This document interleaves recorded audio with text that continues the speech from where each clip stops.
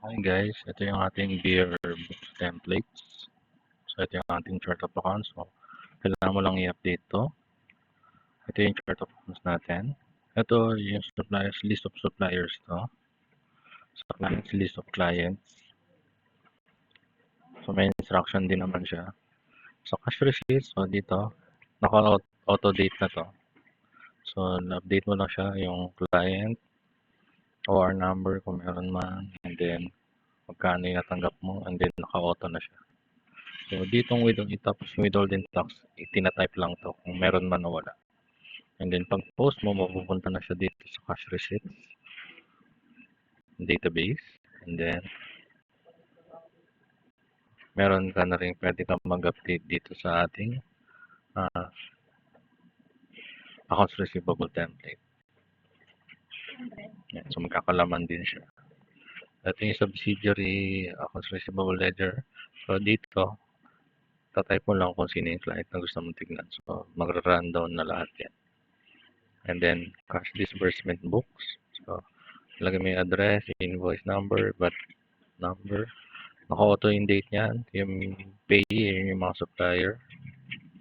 Then, voucher number kung meron man. And then, dito ako maglalagay ng accounting entry mo. Ganyan. So, meron naman total para alam mo kung balance ka. Pag post mo, mapupunta na siya dito sa cash disbursement database. Pati dito sa AP Ledger. And then, dito sa subsidiary AP Ledger, tatay mo lang dito kung sino yung supplier na titignan mo para mag-run down yung ating kung ano gusto mo matignan na connected sa kanyang subsidiary ledger.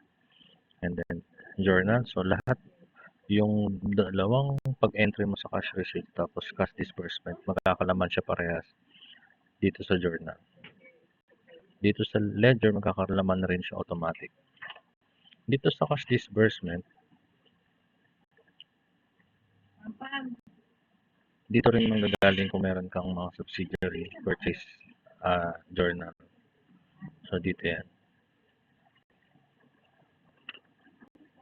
And then, automatically, meron ka na rin financial statements na magra-run, cash flow. Ito yung JV kung meron kang kailangang i-update na journal entry or i-adjust. So, magra-run mo lang siya. And then, pag-post mo, automatically magkakaroon sa journal and then sa ledger. Pati sa JV database. So, automatically meron na rin yung financial statements. Ngayon, so, yung